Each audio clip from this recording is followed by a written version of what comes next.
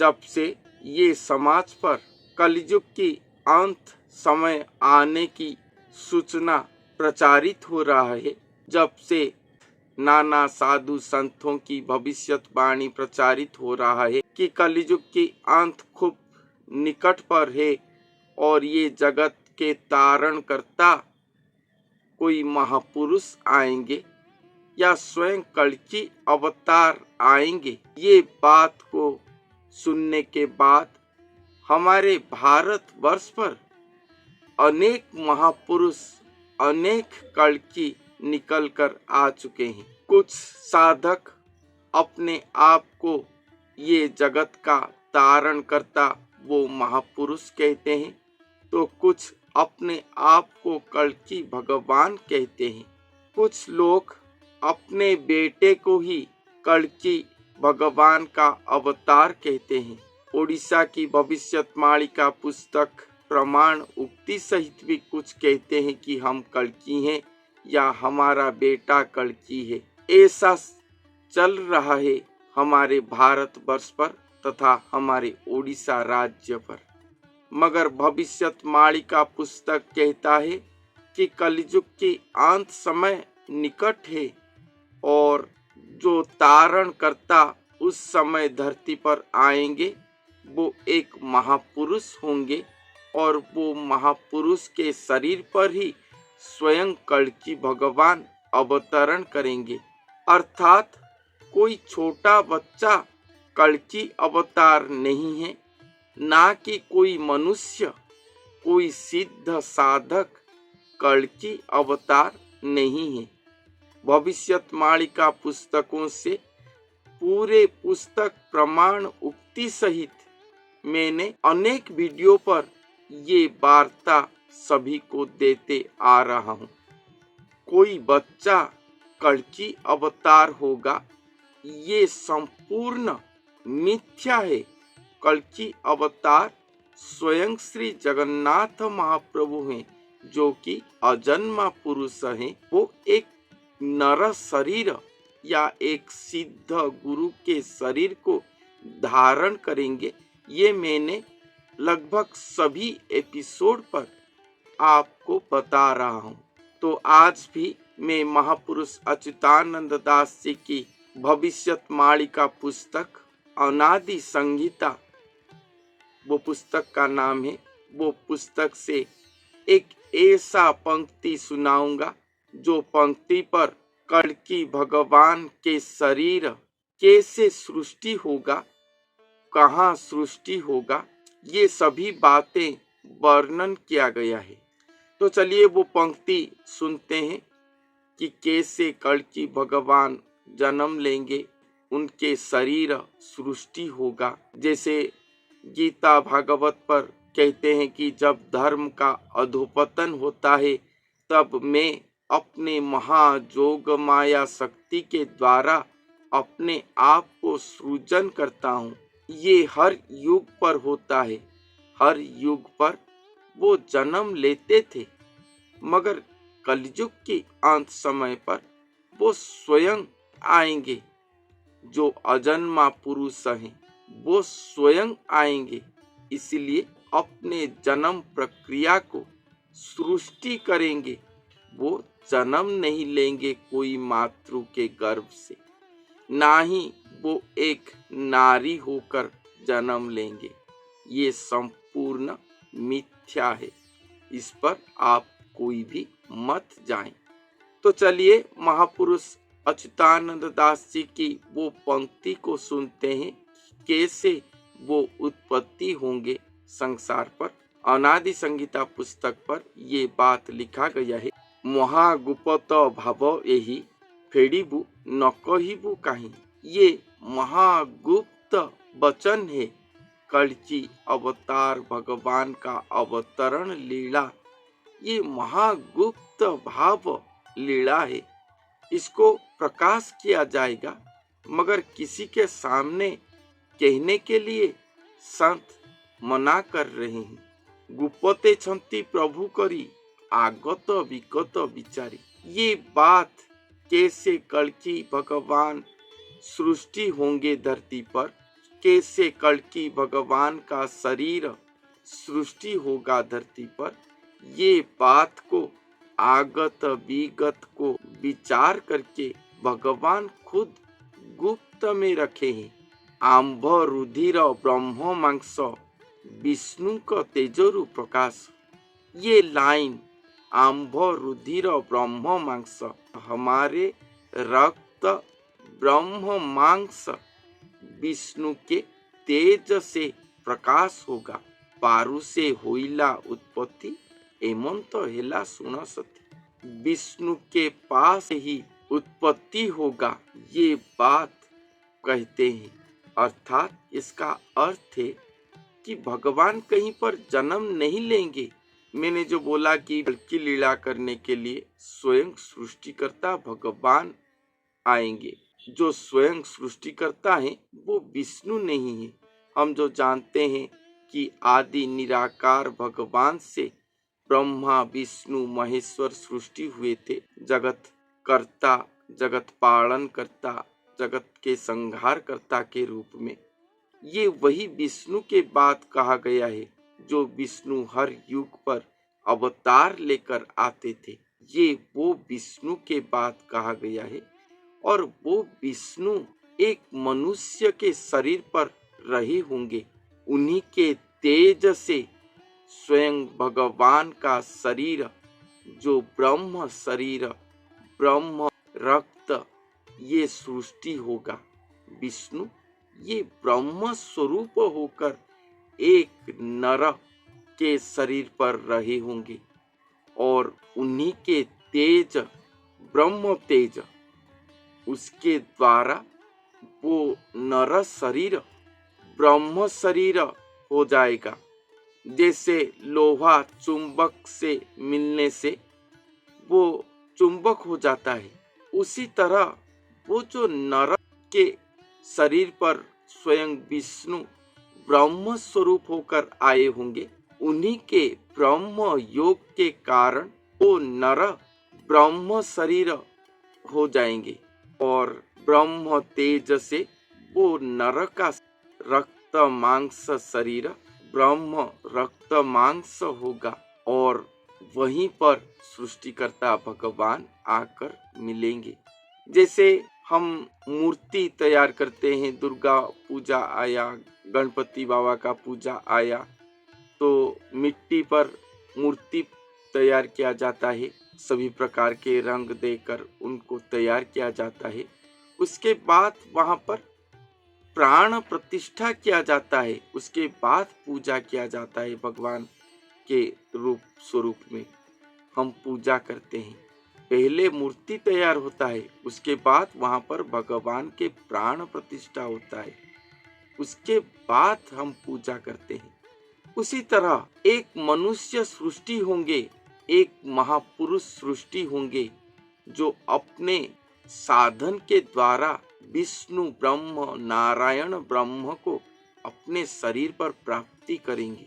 अनेक साधक आज तक सृष्टि हो चुके हैं जो कि भगवतीय साधक हैं, जो कि ब्रह्म योग साधन करके ब्रह्म को अपने शरीर पर पाए हैं।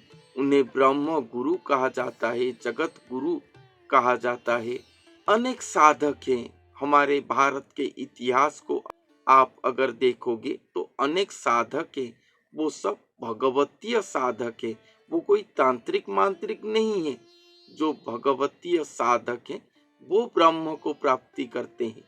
मगर जैसे चुंबक लोहे को आकर्षण करता है, मगर निकेल आदि को स्टील इसे आकर्षण नहीं करता, उसी तरह अनेक साधक सृष्टि हुए हैं, मगर ब्रह्म को प्राप्ति करने के बाद वो केवल धारण करते हैं, व्याप्त नहीं होता। हमें जो गुरु के स्तोत्र पर कहा गया है कि अखंड मंडलाकारम व्याप्तम जेन चराचरम, वो व्याप्त नहीं करता सभी साधक के शरीर पर।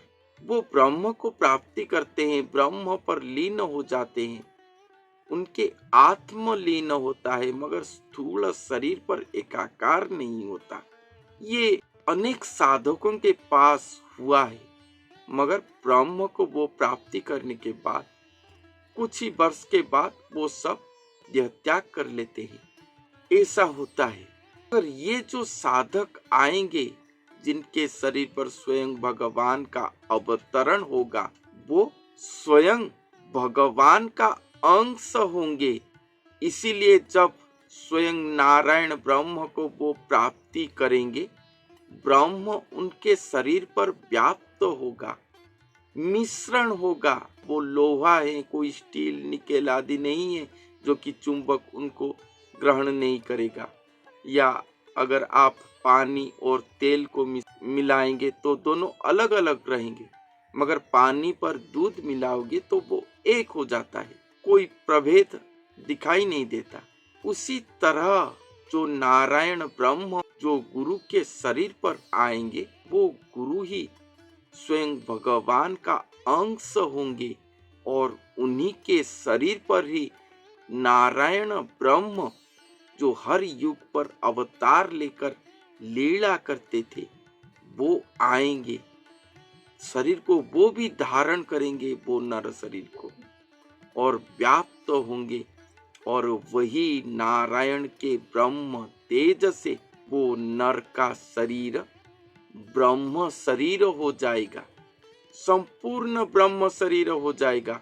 ये उड़िया की भागवत पर भी वर्णन किया गया है। संस्कृत भागवत तो मैं पढ़ा नहीं हूँ, मगर उड़िया भाषा में लिखा गया भागवत पर ये संपूर्ण वर्णन है।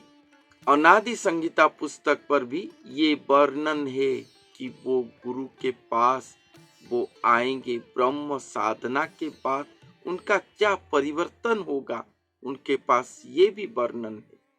और यहाँ पर कहा गया है कि वो विष्णु के तेज से वो शरीर ब्रह्म शरीर होगा और वो शरीर का रक्त मांस सब ब्रह्ममय हो जाएगा।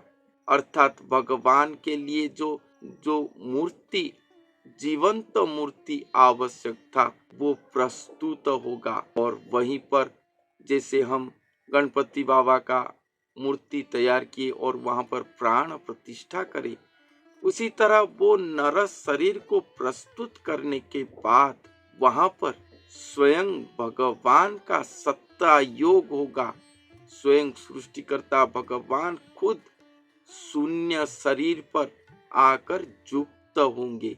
इसीलिए यहाँ पर मिलन होगा, एक नर शरीर को स्वयं भगवान धारण कर पाएंगे और वो नर शरीर स्वयं भगवान को धारण करके रह पाएंगे धरती पर। ये कोई छोटा मोटा बात नहीं है।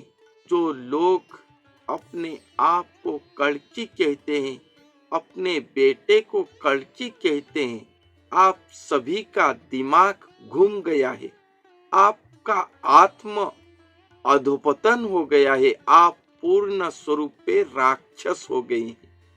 इसलिए अपने आप को आप कल्की कहते हैं, अपने बेटे को कल्की कहते हैं। कल्की स्वयं भगवान कहना कितना धार्तव्य अपराध है। हम सब भूल गए हैं कलयुग का इतना कुप्रभाव मनुष्यों को ग्रास कर दिया है। तो ऐसे आएंगे, इसीलिए कहा गया है कि दूध और पानी मिलकर दूध हो जाएगा। कोई भी मनुष्य के साथ भगवान नहीं मिल पाएंगे। मनुष्य के सामने अगर भगवान दर्शन दे देंगे तो वहां पर वो मनुष्य का आत्मा तुरंत वो नर शरीर को त्याग करके भगवान के साथ लीन हो जाएगा। बड़ा सा चुंबक अगर आप लाकर रख लेंगे तो उसके आसपास जितने भी लोहा है वो अपने आप खींचता हुआ मिल जाएगा। रात के अंधेरे पर कहां पर आग लगी है तो अपने आप ही कीट पतंग आकर आग में घुस जाते हैं। इसी तरह है ये नर मनुष्य का आत्मा। भगवान अगर आकर किसी के सामने खड़े हो जाएंगे, उसका आत्मा ही निकल आएगा, वो क्या भगवान को धारण करेगा। इसलिए एक महापुरुष आएंगे, उन्हें तैयार किया जाएगा और उन्हीं के शरीर पर ही स्वयं भगवान अपने आप को सृजन करेंगे, सृष्टि करेंगे। अपने स्वरूप को तैयार करेंगे, ब्रह्ममय शरीर करके उन्हें स्थापन करेंगे और वही शरीर पर अपने आप को सुसंस्थापन करेंगे। खुद को सृष्टि करके मानव देही कहलाएंगे। कोई मानव भगवान नहीं हो सकता, भगवान खुद मानव होंगे। ये बात को आप समझे। जो लोग, जो महापुरुष अपने आप को कल्कि कहते हैं, वो सब संपूर्ण फेक है, उस पर मत जाएं। यहाँ पर यही बात कहा गया है कि उनके शरीर पर वो सृष्टि होंगे, उत्पत्ति होंगे। उसके बाद कहा गया है, प्रसन्न होई तांकु स्वामी महानित्य को गले घेनी। वही महापुरुष को नित्य धाम नहीं, महानित्य धाम को लेकर जाएंगे। महानित्य लीला होगा कल्कि अवतार पर। नाम तांकर यज्ञ ऋषि से जे अनादि ब्रह्म अंश। वो मनुष्य अपने शरीर पर ही देह यज्ञ करे होंगे, इसलिए उन्हें यज्ञ ऋषि कहा गया है। कोई बाह्य यज्ञ वो नहीं करेंगे, वो देह यज्ञ करेंगे, इसलिए उन्हें यज्ञ ऋषि के नाम पर संबोधित किया गया है।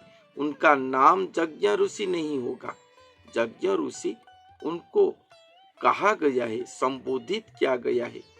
और वो खुद अनादि ब्रह्म के अंश होंगे। से देह कलंकी लीलाटी करीबे स्वामी संग रीति। ये लाइन को आप समझिए। से देह कलंकी लीलाटी, स्वयं भगवान वो देह पर कलंकी लीला करेंगे। से देह कलंकी लीलाटी, वो देह पर स्वयं भगवान कलंक की लीला करेंगे। कैसे करेंगे? करीबे स्वामी संग रीति, वो देह को संग करेंगे। मानव अंग देवता संग, ये प्रक्रिया पर वो करेंगे। मानव अंग देवता संग, करीबे स्वामी संग रीति, वो मानव अंग को संग करेंगे और संग करके स्वयं स्वामी श्री जगन्नाथ महाप्रभु, स्वयं अनादि भगवान कलंक की लीला करेंगे। ऐसे होगा कलंक की लीला। एक नर शरीर पर अपने ब्रह्म मांस रक्त शरीर को वो तैयार करेंगे। उसके बाद वहां पर अपने आप को शून्य महावैज्ञानिक पद्धति से युक्त करेंगे और अपने आप को सुसंस्थापन करेंगे। इसी तरह कल्कि अवतार होगा धरती पर। महापुरुष अच्युतानंद दास जी ने ये भविष्यवाणी अपने अनादि संहिता पुस्तक पर लिखे हैं। कुछ लोग मुझे कमेंट करके कहते हैं कि भविष्यवाणी पुस्तक ऐसा कोई पुस्तक नहीं, वो व्यास मुनि के द्वारा रचित पुस्तक की केवल ओडिया ट्रांसलेशन है जो महापुरुष गण लिखे थे। क्या जो व्यास मुनि के द्वारा रचित भविष्य पुराण पढ़े हैं, क्या वो कह सकते हैं कि भविष्य पुराण पर व्यास मुनि ने ऐसा भविष्यवाणी कहाँ पर लिखे हैं? कह सकते हैं क्या? अगर आपके पास प्रामाणिक ज्ञान नहीं है तो किसी को तिरस्कार करने की अधिकार भी आपके पास नहीं है। ये संत महापुरुष हैं जो अनेक कष्ट पाकर लिखे हैं। अनेक कष्ट, उसका कोई सीमा नहीं है। उनको अगर आप निंदा करोगे, उनके वाणी को निंदा करोगे, आपका आत्मा मुक्ति नहीं पा पाएगा। रौरव कुंड पर आप जाकर गिरोगे, भूत प्रेत होकर घूमोगे। इसलिए अगर आप नहीं जानते तो उसे निंदा करने की अधिकार नहीं है। अगर आप किसी को सम्मान देना नहीं जानते तो किसी को असम्मान करने की अधिकार आपका नहीं है।